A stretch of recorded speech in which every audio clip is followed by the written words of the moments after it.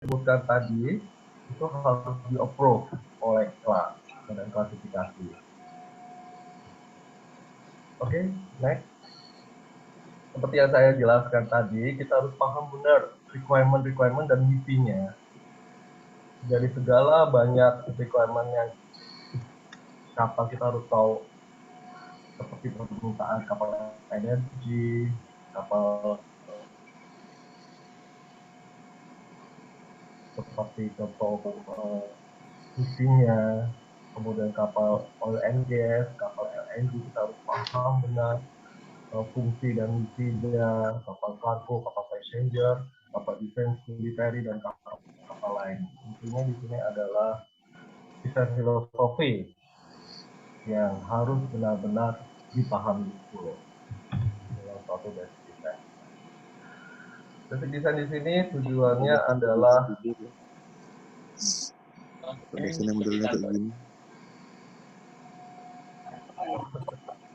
saya langsung aja ya. Ya. Dalam membuat basic design ini kita harus optimalkan untuk mendapatkan good performance di sini. Good performance itu pasti stabilitas kapal itu harus baik dan maneuverability kapal itu juga harus baik. Ini saya bilang good performance atau biasanya teman-teman perkapalan bilangnya sea performance. Dan di sini juga pasti untuk mendesain kapal sekarang arahnya ke economical dan efisiensi. Saya bagi di sini ke 4 poin penting dalam membuat kapal untuk economical dan efisiensi. 4 poin penting yang saya sebenarnya banyak, tapi saya buat 4 ini karena saya anggap penting di sini adalah kita harus mengoptimalkan main dimension itu sendiri, kemudian kita harus mengoptimalkan hull form itu sendiri atau lambung kapal, surface dari kapal itu sendiri, dan kita harus tahu power, kita harus optimalkan power itu sendiri karena harga main engine yang luar biasa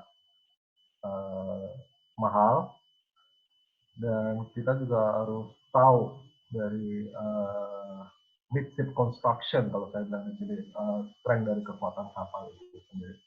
Saya di sini menjelaskan 4 poin penting itu, dan nah di sini di dalam main dimension suatu kapal kita semua di dunia perkapalan pasti tahu yang istilahnya deadweight ton.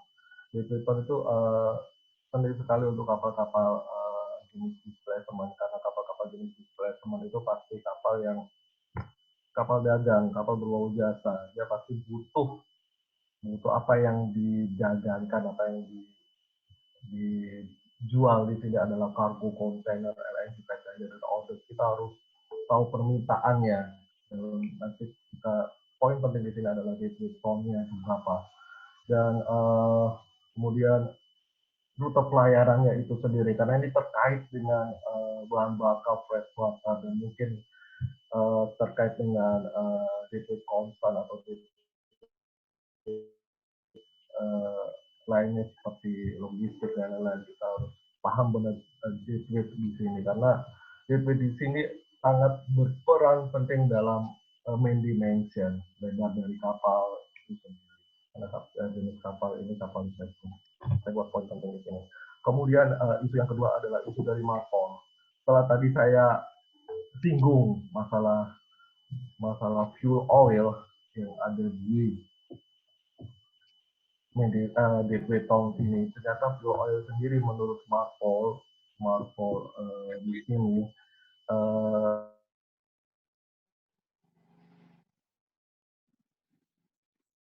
untuk fuel oil capacity of 600 meter cubic and above must be harus ada protected tanknya, dan itu harus disadari di situ. Setelah kita buat hitung, oh ternyata rute pelayaran di sini membutuhkan fuel oil. Maris benar. Dan jika fuel oil itu kapasitas tankinya 600 meter kubik, dan itu harus dikasih protection. Dan itu jika dikasih protection akan mempengaruhi juga di main dimension tadi. Kita balik ke sini, kita pengaruh juga protection di fuel oil jika 600 meter kubik itu mempengaruhi juga kembali lagi ke main dimension sendiri.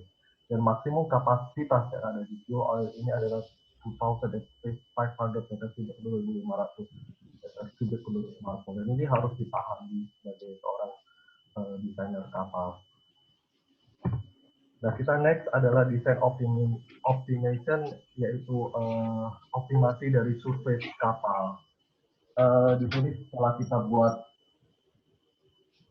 lambung kapal, kita harus optimasi dulu dengan CFD boleh, dengan towing tank juga boleh, atau dengan lembaga-lembaga yang kami juga kerjasama dengan Marine Netherlands, pada Netherlands itu juga dia punya CFD.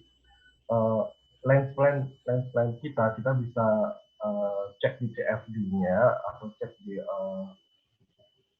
di towing tank-nya. Kalau langsung ke pembuatan model itu mahal karena bentuknya jadi buah model, tapi kita juga bisa tes dulu di CFD dulu apakah lens plan kita ini benar-benar optimal atau enggak, bagaimana tekuan-tekuannya itu, bagaimana apakah masih bisa dioptimalkan, apa namanya kontur-kontur tekuannya. Tetapi jangan lupa DWT-nya itu, DWT dari kargo atau dari itu juga harus dikunci gitu. Jadi nggak boleh nanti umpamanya ini harus di apa namanya di papras, tapi mengurangi DWT juga tidak bisa. Makanya itu harus juga ada optimasi hull form tanpa mengurangi ruang muat DWT tadi. Ini adalah isu power karena kaitannya itu juga ke resisten kapal, ke power kapal. Nah, isu yang ketiga di sini adalah kita harus paham benar adalah adanya emisi gas buang CO2. Kita semua tahu bahwa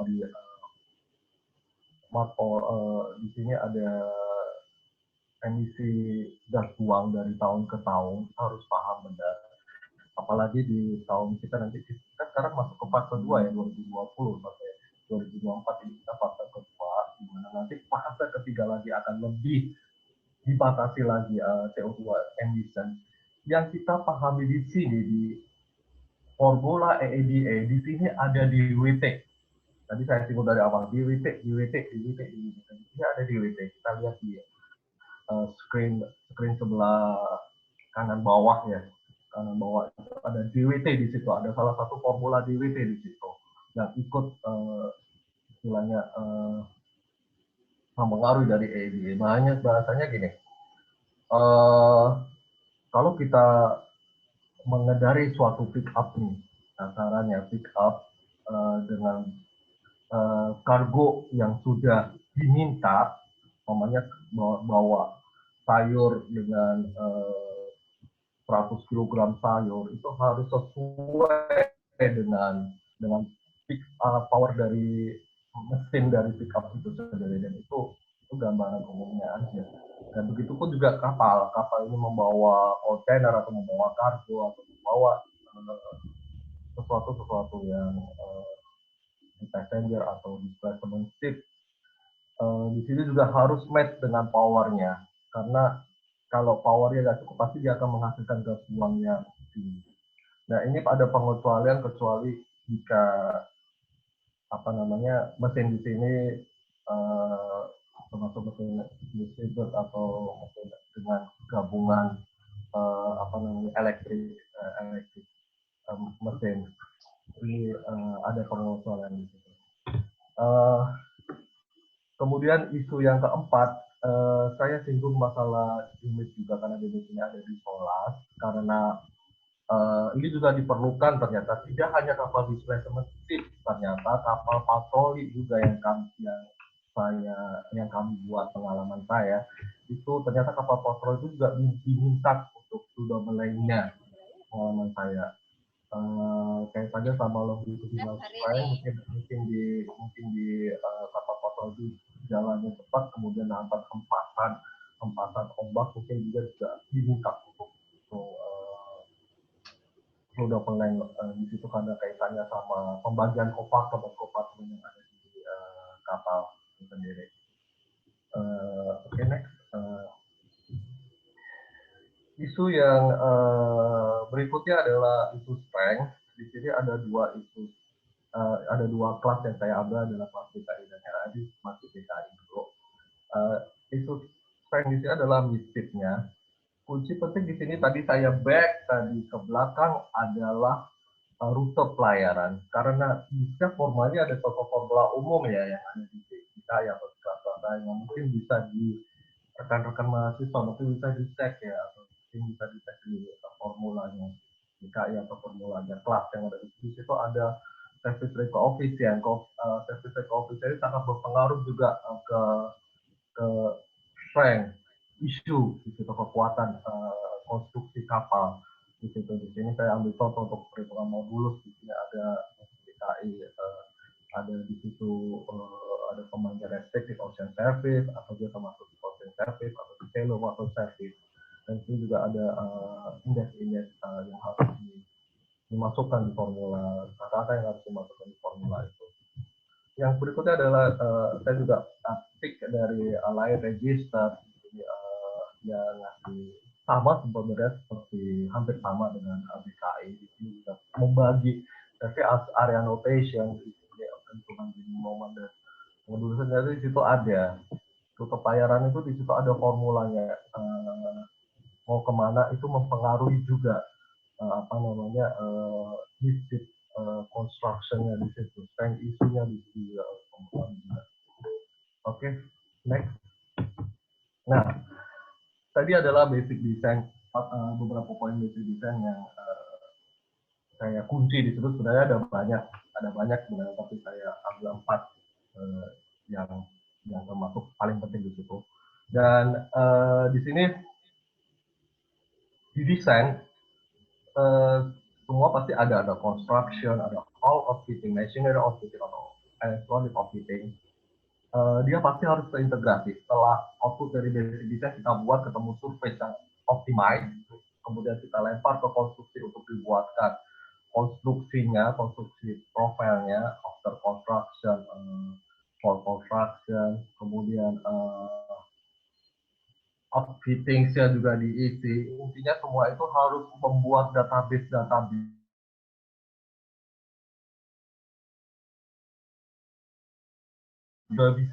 sudah bisa membuat dari satu bentuk apa namanya model kapal, detail desainnya. Nah, ini yang proses yang lama dalam membuat ini, karena di sini per item kita seharusnya harus membuat per item. Sepertinya ada contohnya ini tambah valve atau apalah, atau kompartemen yang lain, kita harus bisa memasukkan di situ. Jadi mimpi saya ke depan bahkan general algebra langsung keluar dari gambar 3D, karena sekarang sudah main ke 3D design, sudah dari bentuk surface yang sudah ada konstruksinya, sudah ada makernya, sudah sesuai dengan beratnya, sudah sesuai dengan titik beratnya, dan itu saya harapkan nanti ini next.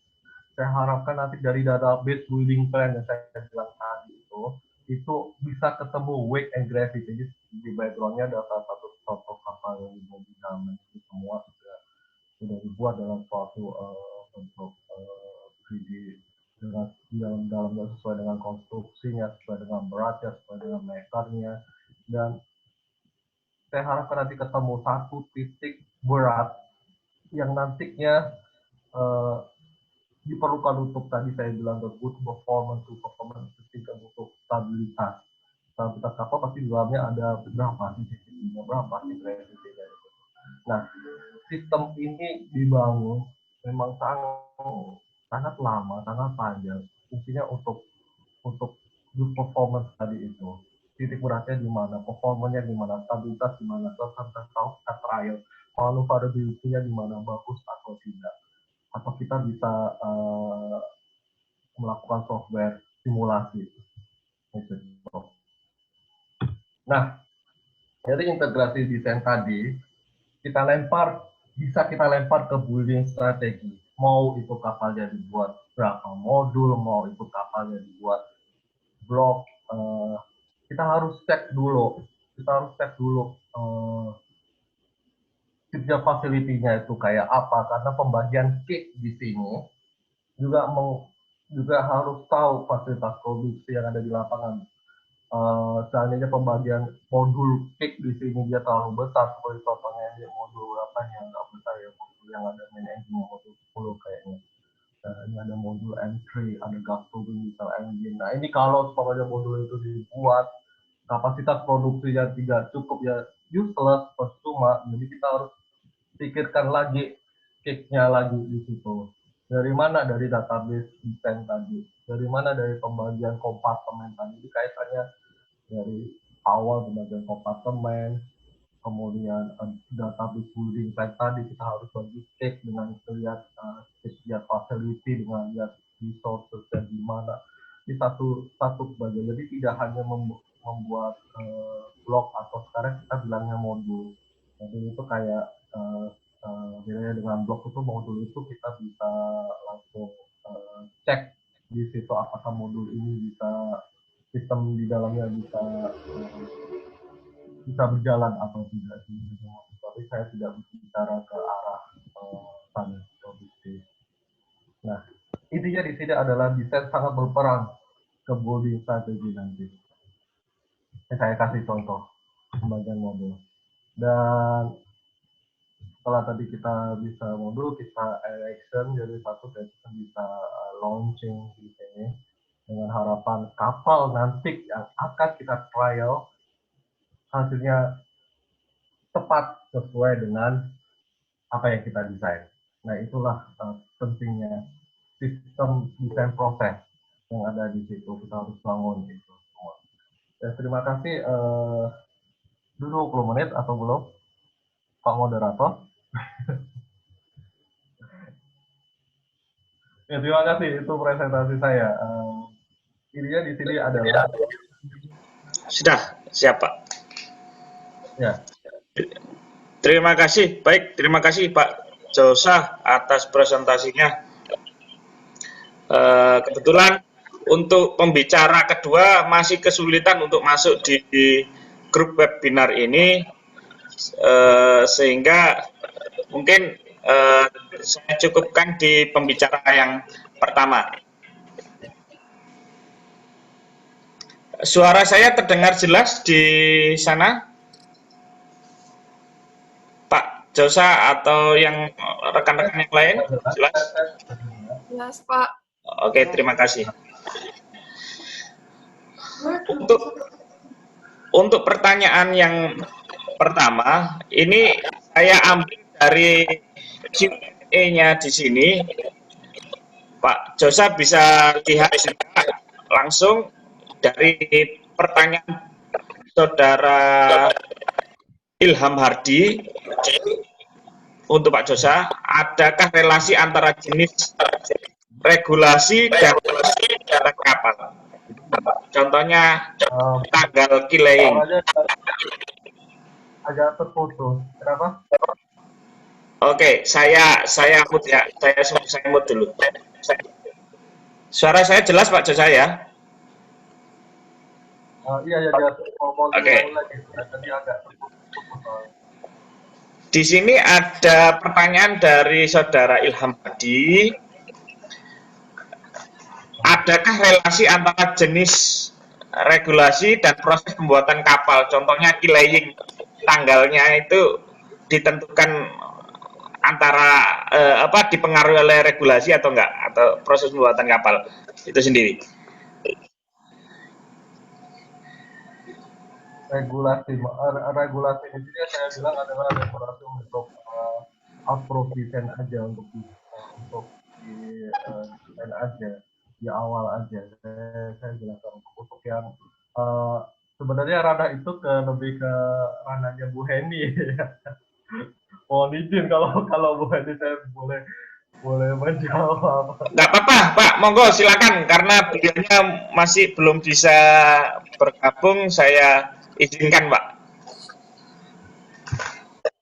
Jadi apa namanya yang saya tangkap di sini adalah apakah nanti pada waktu wilayah apakah ada apa namanya regulasi-regulasi yang mengatur tentang wilayah itu. Saya di sini hanya di scope saya bahwa regulasi yang saya pakai di sini adalah regulasi untuk desain, regulasi untuk apa namanya approval desain awal suatu kapal.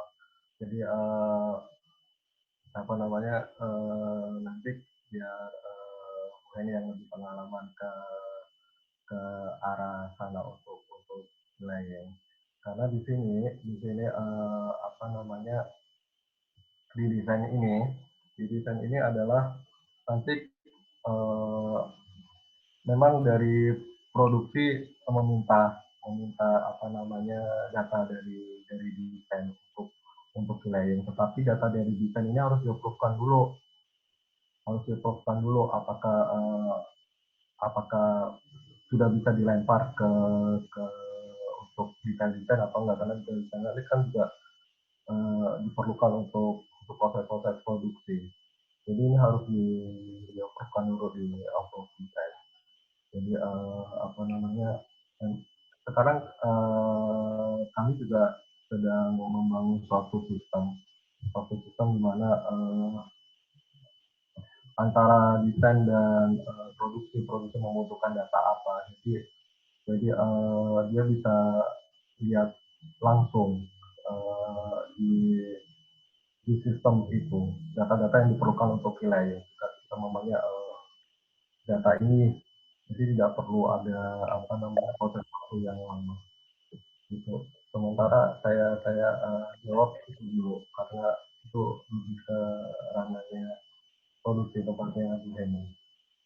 Jadi intinya sebelum kita lempar ke desain, desain diperlukan ke produksi, dari approval desain ini harus di-approve-kan dulu. Kalau belum bisa di-approve-kan akan sangat beresiko, itu bahasanya, akan sangat beresiko.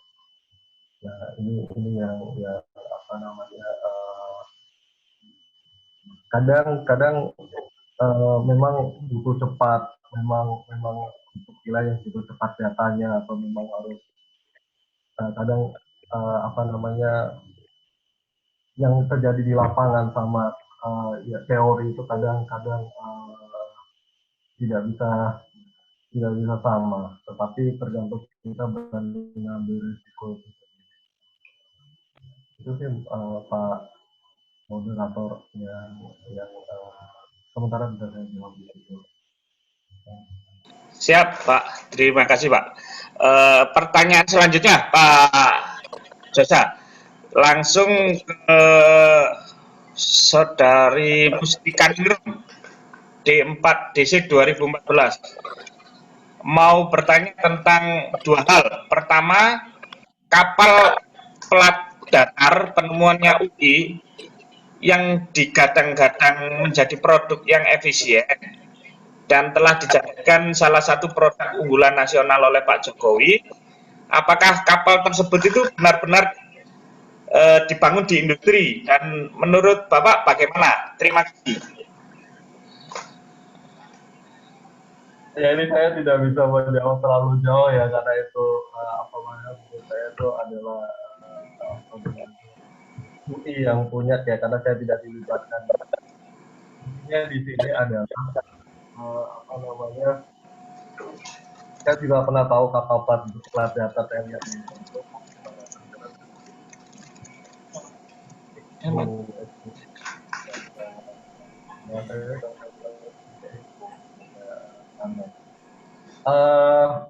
dulu saya pernah ikut cerita sedikit pengalaman ya, tetapi saya tidak ikut di ya, saya pengalaman yang kapalnya Expo UPV, tidaknya Damai, saya juga pernah lihat langsung perjalanannya di sana.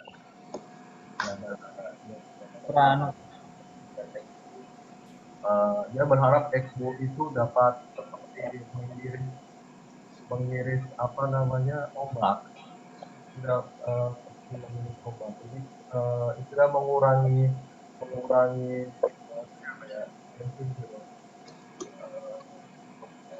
Kalau terlalu ngerti depan mungkin agak coba kita lihat kapal-kapal patroli untuk V displacement itu pasti kapalnya kalau dia berjalan cepat, dia pasti ada naik ke atas, ada apa namanya trim by the stone ya, kalau dia semakin cepat dia ada trim by the stone. Kalau dia trim by the stone di sini akan terjadi resiko besar karena fluidnya terlalu banyak. Berharap kapalnya itu didesain didesain adalah even keel. Kalau dia berjalan cepat dia akan katanya trim by the stone, kalau tanda kutip bahasa Jawanya itu enggak ya. Gitu. Nah itu berharap Expo itu mengurangi apa namanya uh, pos yang terjadi di depan.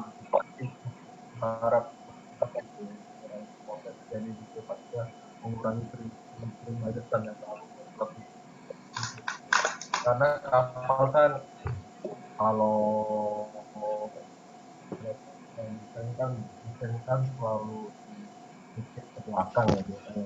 Biasanya di ke belakang itu pasti di situ bentuknya lambungnya rasanya besar, tingginya besar di belakang. Jadi kalau kapal-kapal tinggi placement itu kalau jalan cepat itu pasti akan di apa namanya sering banget coba kita kita lihat kalau di YouTube atau di apa ya uh, kita juga bisa lihat di ada kepolisian atau di laboratorium hidrodinamika itu pasti nanti kelihatan dia durasinya berapa. Harap kapal-kapal untuk plat datar atau saya bilangnya itu bentuk oh ya jadi boleh harus mengurangi apa namanya banyak itu mengurangi resisten ya. Itu yang saya jawab karena saya tidak terlibat langsung di UI, mohon maaf itu saya tidak bisa menjawab apakah itu tadi bilangnya Jokowi atau tidak menjawab dari lain.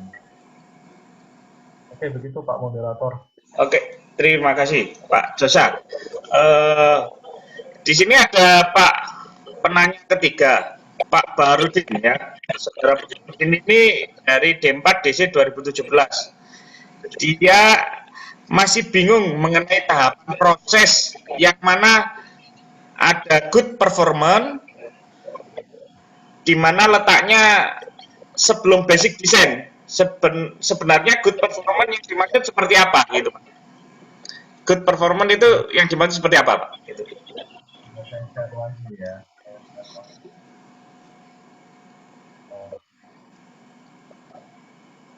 Ini. Nah, tadi saya bilangnya good performance ini termasuk salah satu bagian di basic design. Karena apa yang mempunyai performa yang baik menurut saya itu adalah itu mempunyai stabilitas yang baik dan manuver nanti yang baik. Nah semua ini adalah kita kunci di basic design. Nanti semua pasti kembali ke basic design. Karena kapal-kapal dengan performa yang baik seperti saya lihat di slide yang lalu.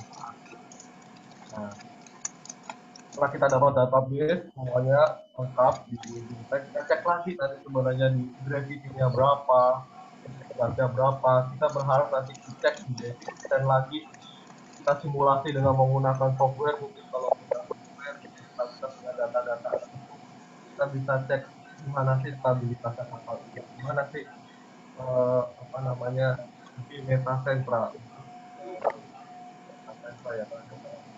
Kalau bagi saya GM itu apa namanya salah satu kunci penting karena di meta center itu tahu berapa periode di situ, dari situ manuvernya juga tahu GM-nya itu bagaimana dia kembali ke posisi berapa detik kembali ke posisi awal ya baik. Nah itu ya kan dari berada di degresi, makanya di sini performance di sini saya tadi bilang ada sedikit berat, GM-nya berapa juga stabilitas. serta inputan-inputan tadi juga bisa kita cek jika ada software mau keluar, kita bisa cek software seperti apa di proses apa yang kita itu dimasukkan inputan apa inputnya sehingga apa namanya kita juga melalui CFD. Kalau ada CFD, CFD ini CFD ya, saya bilang CFD dengan dua dua media. CFD ini dengan dua media, bukan CFD yang satu. Berharap itu dengan kita sistem data atau berharap kita tahu performa kapalnya itu seperti apa. Dia performa kapalnya apa dia pada waktu berjalan dia agak sedikit ke belakang atau kan nanti mungkin terjadi apa namanya istilahnya bagian mana yang terjadi surface yang mempengaruhi sistem besar. Itu saya bilangnya antara stabilitas dan manuver. Karena good performance ini kalau kita sudah temukan, itu saya bilangnya itu basic. Kita kembali ke basic. Itu semuanya kembali ke basicnya. Kita fungsi kita itu kayak batasan. Nggak boleh keluar dari situ. Karena keluar dari situ bisa saja mamanya kita cek di data ini yang saya bilang tadi di sini list building plan di sini. Sebenarnya list building plan di sini itu kita berharap itu nanti keluarnya langsung titik B-nya berapa, beratnya berapa, titik B-nya berapa, dengan data-data yang sesungguhnya udah kata real. Jadi bukan manual lagi, ini real. Sekarang sudah mengarah ke sana. Sobat-sobat canggih sekarang, sobat desain kapal sekarang sudah mengarah ke sana. Harap inputan semua di sini sebenarnya hanya ratusan ya. Kita bangun ini sampai ribuan bahkan banyak sekali ini belum selesai sampai sekarang untuk satu kapal aja belum selesai ini ribuan banget maker yang ada dibutuhkan di bill of material atau building plan database ini itu harus sesuai dengan makernya. Itu nanti nextnya adalah untuk gravity yang diperlukan untuk basic design, nanti dari situ performance.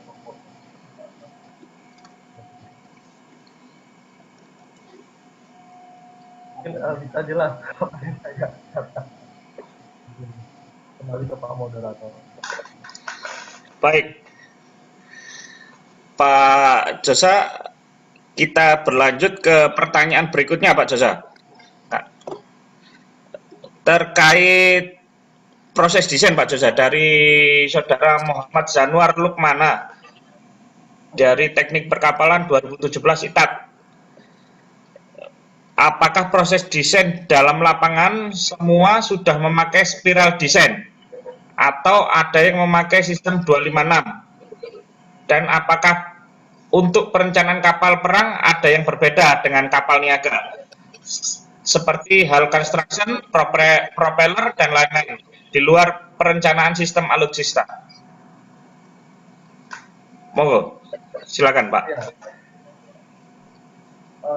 Ini semuanya pasti spiral desain ya. Spiral desain pasti nanti kembali nggak ketemu kembali lagi. Dengan adanya integrasi sistem ini yang dibangun ini, berharap untuk mengurangi spiral desain tadi. Berharap untuk mengurangi proses karena proses spiral desain itu memakan waktu yang lama. Di sini proses spiral desain itu harus sudah selesai. Proses desain tadi itu ada proses desain, ada preliminary desain, ada apa desain itu berjalan sampai desain itu pasti muter terus itu. Berharap di awal di konsep desain ini itu dengan adanya data integrasi dengan baik, data dibangun dengan baik ini benar-benar lama emang. Itu mengurangi nanti langkah-langkah selanjutnya, mengurangi spiral desain begini. di dalam membuat kapal di industri kapal pasti ada eh, schedule desain ya. Schedule desain pada umumnya untuk kapal baru mungkin kira-kira antara 6 sampai 11 untuk kapal yang apa namanya tergantung dari jenis kapal atau dari perusahaan kapal. Tapi eh, kita harus mempersingkat proses itu dengan apa? Dengan cara membangun building database ini.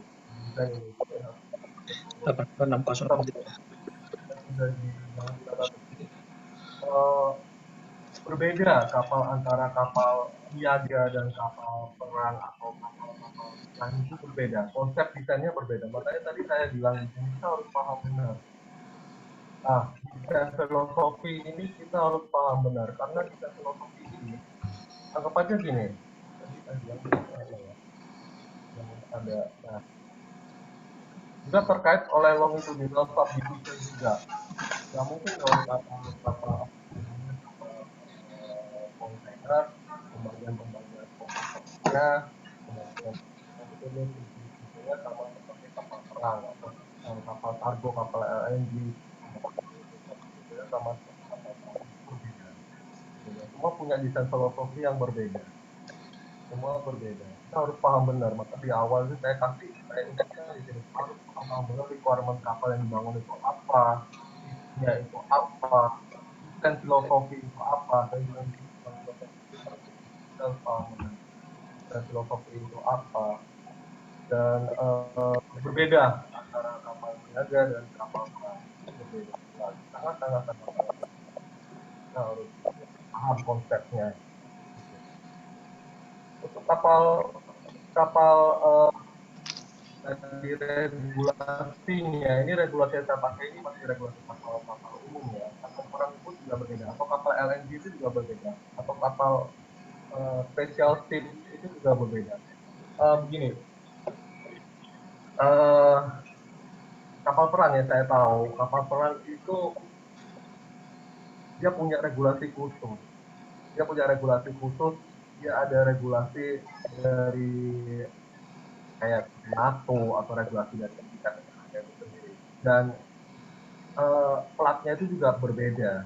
Platnya seperti dari kalau kita bilang kapal-kapal yang kita miliki sekarang itu regulasi khusus masih di satu kelas di bawah kapal perang, jadi kapal-kapal spesial gitu, kapal dengan regulasi khusus. Karena kenapa? Karena untuk kapal perang itu pasti akan sangat mahal sekali. Bahkan surveyornya pun itu surveyor khusus, tidak boleh surveyor yang apa namanya untuk kapal-kapal spesial, kapal-kapal surveyor khusus. Seperti register surveyor kapal perang, setahu saya ini ada di Inggris ya. Yang ada di Singapura, pada saya sertifikat platnya juga khusus, pengakuan plat juga khusus, perhitungan modulnya juga khusus, karena kapal perang itu pasti dia ada di area restricted, area-area S atau area bergelombang tinggi atau area-area tapi yang ya kapal perang itu pasti kapal yang tidak bahasanya apa ya di situ ada untuk cek dari contoh konstruksinya harus ada regulasi untuk mengatur dan karena kapal perang tidak lebih nah, baik itu oleh kapal selam atau nanti juga ada ini apa namanya ya, pengaruh pengaruh magnet yang dihasilkan oleh kapal kalau sebelum mungkin ada radar di bawah makanya regulasi-regulasi ini sangat sangat mahal untuk kapal perang jadi mungkin nanti ada regulasi praret regulasi dan tidak bisa diketahui dari suhu panas regulasinya sangat-sangat berbeda sangat-sangat mahal yang saya suka di sini di sini adalah saya masih menemukan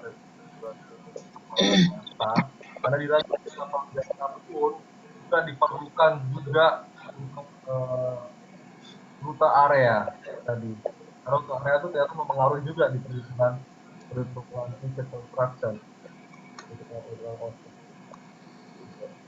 Eh, itu Pak Moderator. Oke, oke Pak Josa. Untuk pertanyaan selanjutnya Pak Josa, langsung dari Pak Steve. Beliau ini surveyor jurusan dulu alumni PEK 10. Pak Josa, tolong bisa dijelaskan kendala yang ada untuk pembuatan kapal baru dari sisi regulasi kelas dan pemerintah, dan bisa dijelaskan proses TOT-nya itu dan kendalanya. Monggo, silakan Pak. Selamat sore Pak Steve. Saya juga kenal dengan Pak Steve di sini. Eh, kendala-kendalanya adalah sistem yang belum terbangun dengan baik. Sebenarnya itu kendalanya.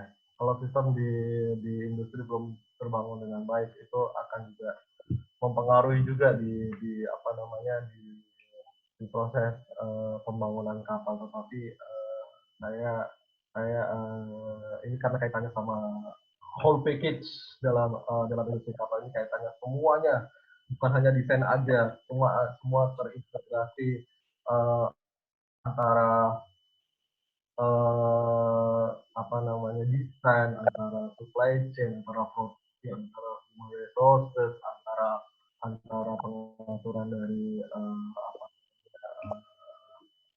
ada bidding strategi yang ada di proses pembangunan kapal, semuanya whole package. Jadi kendalanya adalah sistem kalau bisa belum berjalan dengan baik, itu mungkin pasti akan ikut terkendala. Dan tadi pertanyaannya yang kedua adalah dari pemerintah ya, kalau tidak salah ya Pak Moderator ya. Pengaruh dari Pak Moderator. Yang kedua dari peran pemerintah atau bagaimana dari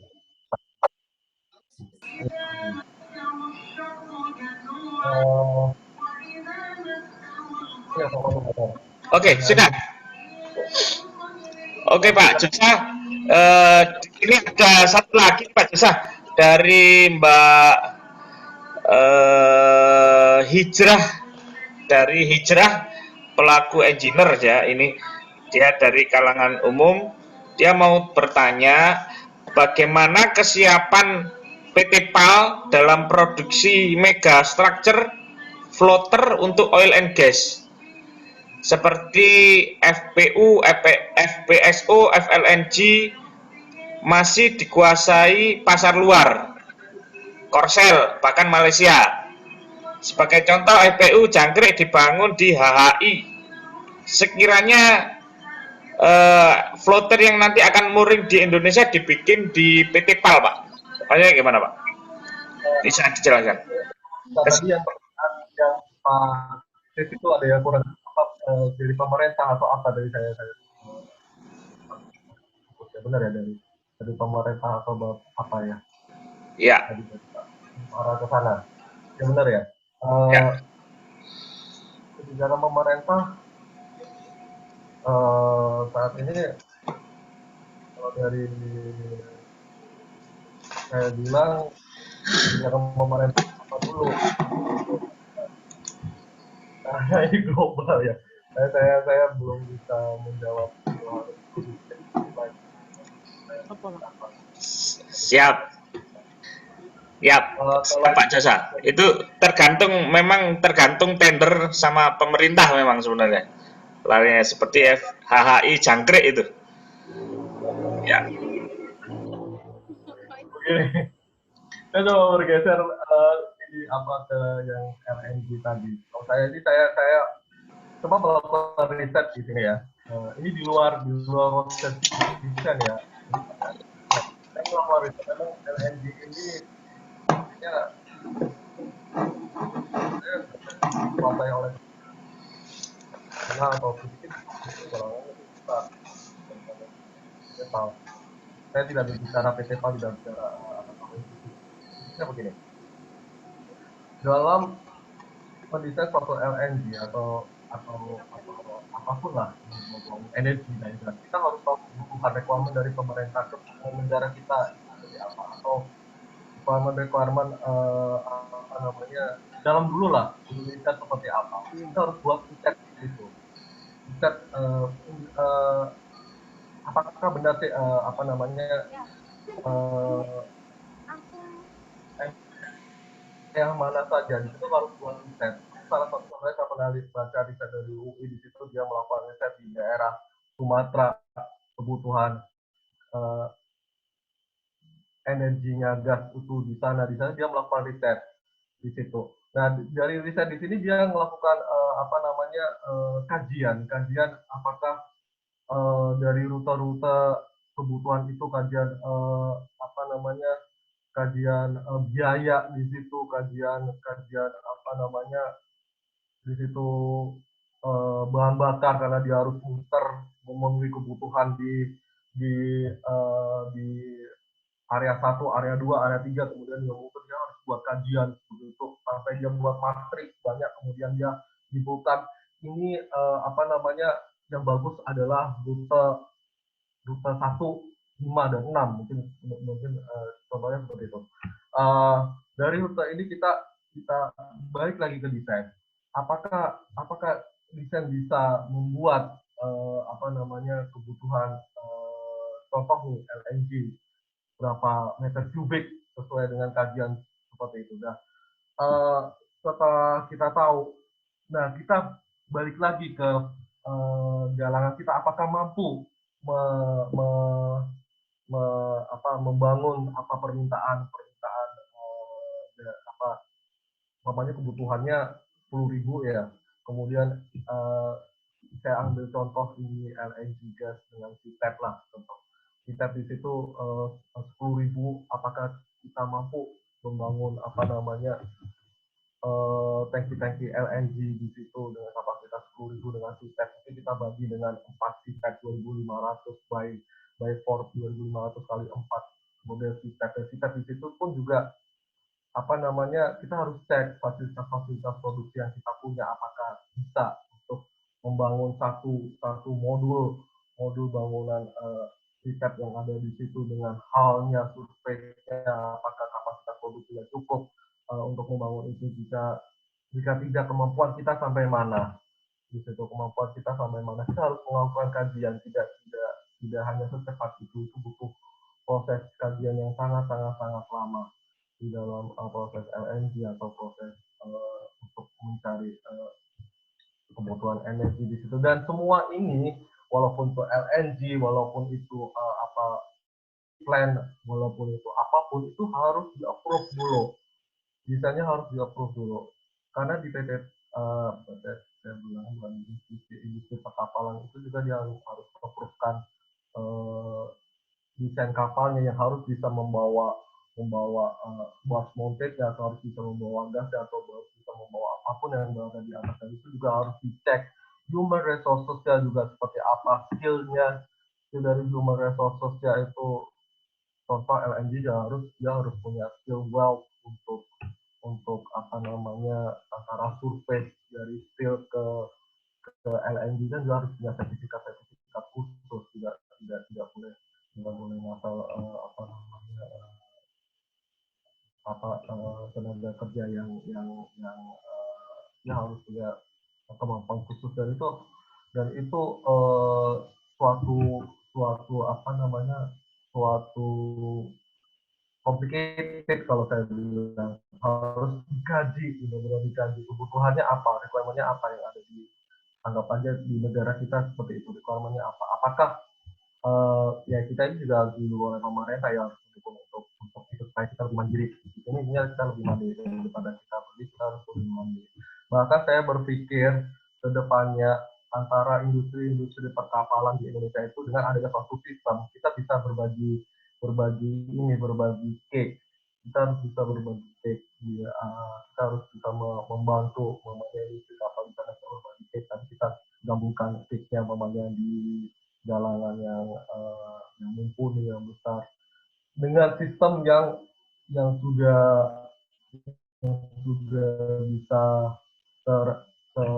uh, yang sudah dibangun, building plan tadi yang bisa dibangun. Saya pun punya mimpi itu sebenarnya. Building plan nanti umpamanya nanti case-nya itu mungkin bisa dibangun di galangan-galangan A, B, kita bisa membantu galangan A, kita bisa membantu galangan B, mungkin di sana di luar ini ya, bagi apa namanya, seperti order atau apa, saya bisa membantu, kita bisa menjalin satu sistem yang sama.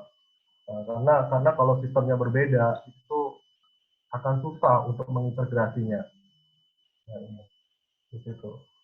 Terima kasih moderator. Itu mungkin dari saya. Oke, Pak Josa. Terima kasih, Pak Josa. Pertanyaan selanjutnya ini dari Saudara Nurul Huda. Beliau bekerja di Structure Engineer PT Limov. Bertanya seperti ini. Berdasarkan pengalaman, bagaimana perbedaan estimate weight LWT dan posisi COG yang dihasilkan dari preliminary design atau rumus empiris versus detail design 3D model, 3D modeling seperti Aveva Marine, Nupa Schematic, Ship Constructor, Foran, dan lain-lain, sama dengan aktual as-built atau terkait aktualnya seperti apa.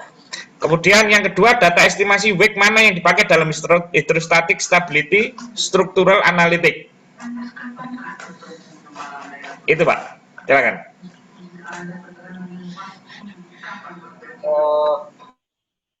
Di sini saya tidak bicara mengenai Aveva, Nupa, Schematic, atau Foran atau apapun, semua mempunyai kelebihan sendiri-sendiri. Bahkan sekarang juga ada lagi pesaingnya adalah dari Siemens. Saya juga ketemu dengan Siemens dari Singapura kalau tidak salah dari apa saya. Intinya di sini adalah kita meminimalkan apa namanya error yang margin yang terlalu jauh dengan adanya software tadi. Kalau diinputkan dengan benar sesuai dengan maker, itu saya berharap titik G atau titik gravity atau titik atau beratnya itu nanti margin apa namanya margin ketidaksesuaiannya itu tidak jauh ketika kita melakukan inclining test, karena kan finalnya kan final beratnya kapal kan dari inclining test. Tujuannya kan itu. Tujuannya adalah kita berharap dengan adanya software yang canggih ini, yang memang database lama, software yang mahal, dan lain-lain. Kita berharap tidak jauh dari inclining test. Itu software itu kan hanya alat untuk membantu kita untuk apa, supaya kita tidak bekerja secara manual lagi. Kalau bekerja secara manual dengan adanya seperti saya tadi kasih tahu saya sharing ini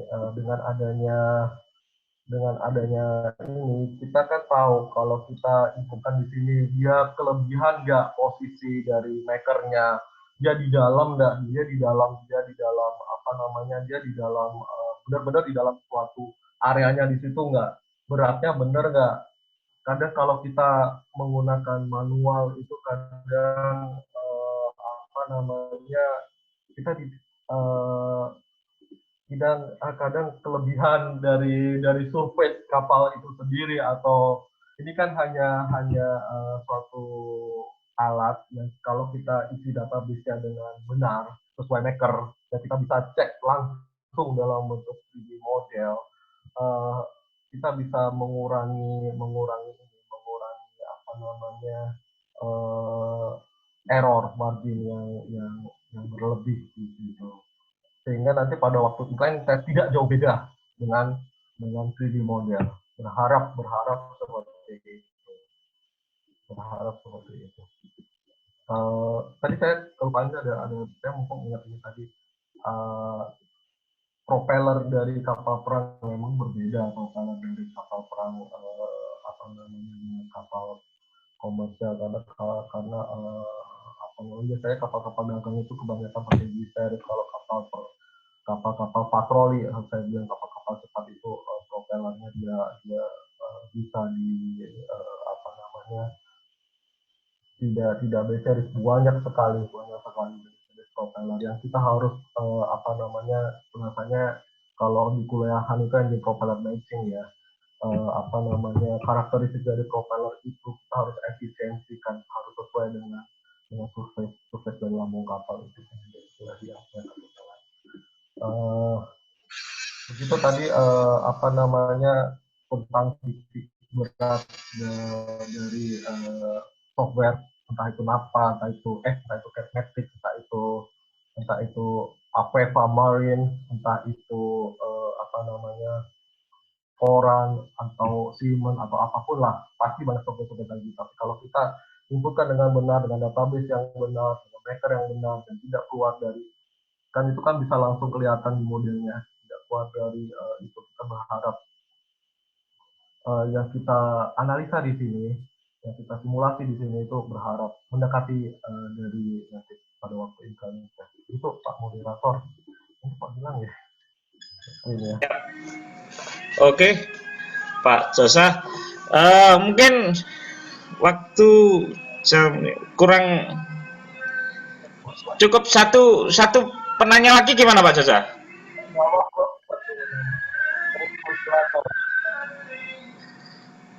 Oke, kayaknya kita cukup satu penanya lagi ya. Satu penanya lagi, ini dari Pak Azhar. Kedengaran suara saya ya? Ya, jadi Pak Azhar ini dari perkapalan ITS 2008. Yang saya garis bawahi bahwa pertanyaan yang kedua ini yang menarik, Pak. Bagaimana menurut Bapak terkait desain kapal dari konsultan dalam negeri? Halo, Pak Josa, dengar Pak?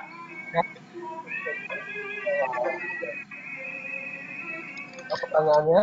Iya Pak. Jadi pertanyaannya, apakah menurut Pak Josa terkait desain kapal dari para konsultan dalam negeri sudah cukup baik atau cukup kurang? Dan apa saja kiat meningkatkan kompetensi menjadi desainer dalam negeri yang bisa bersaing gitu Pak? Ada kiat-kiat khusus mungkin barengan ada. Saya tidak bisa bilang itu cukup baik atau cukup kurang ya, karena itu terlalu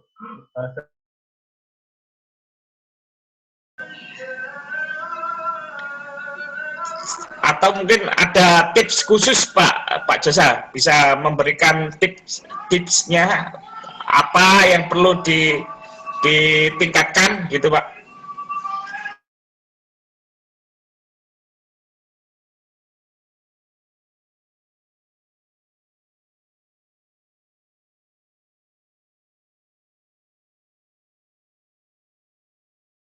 Kadang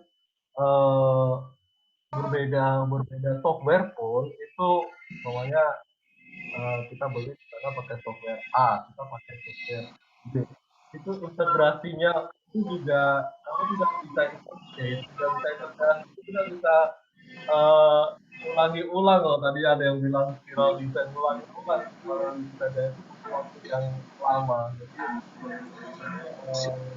apa namanya, ini harus bisa dibangun harus bisa dibangun galangan yang akan dibangun bisa. Siap.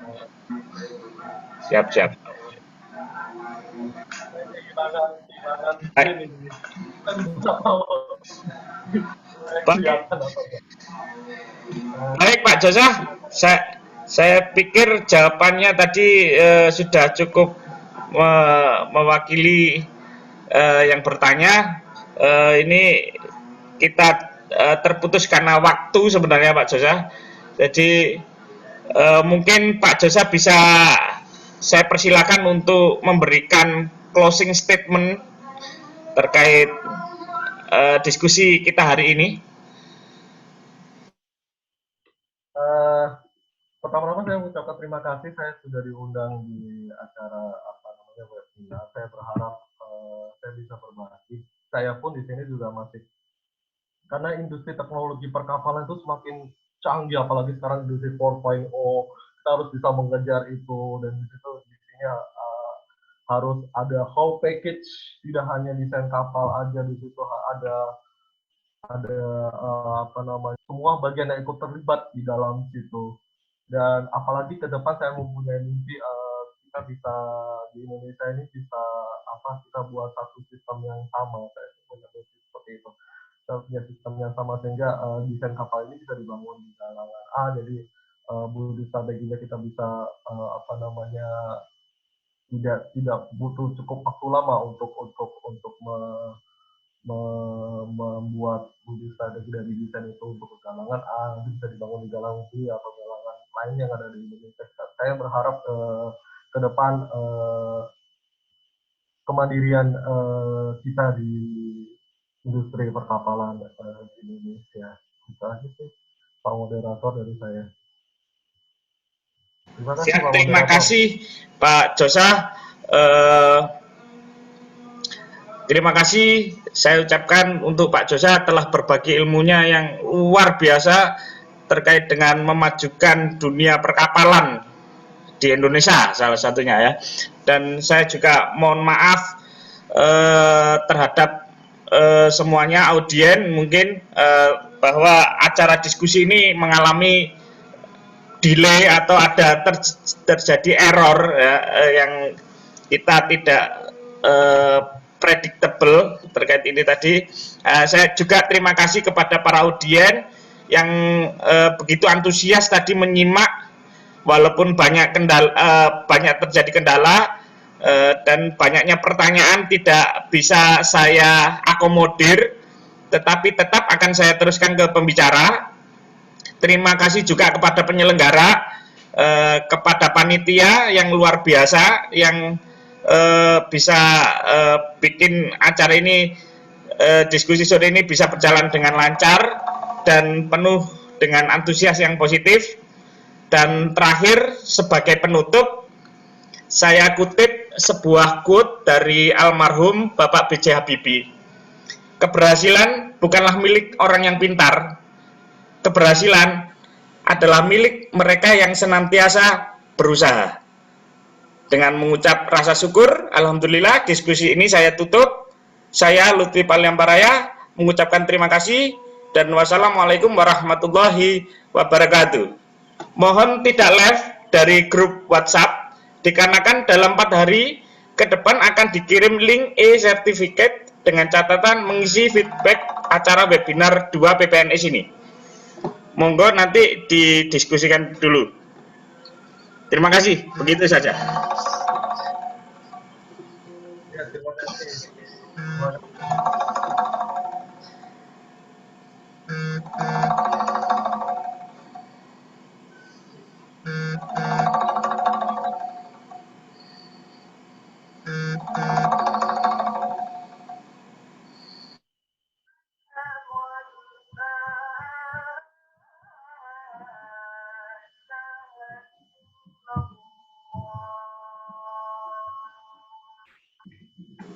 Mohon jangan live ya, live untuk WA group karena nanti 4 hari ke depan akan dikirim link e-certificate.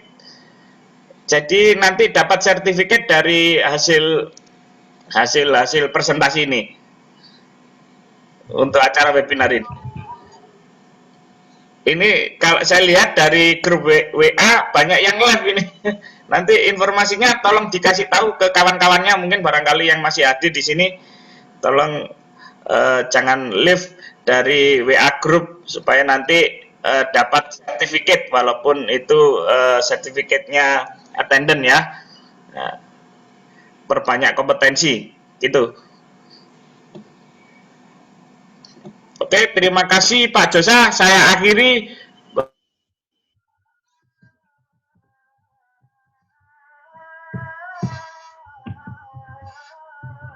Terima kasih. Selamat berbuka puasa. Mungkin di wilayah waktu Indonesia bagian tengah, dan sebentar lagi buka puasa juga di wilayah Indonesia bagian barat di Surabaya. Kebetulan saya di bagian tengah, Pak Josa. Sebenarnya saya harus ambil buka puasa. Pak Josa, saya tutup saat ini. Saya persilahkan untuk saya akhiri. Terima kasih. Assalamualaikum warahmatullahi wabarakatuh.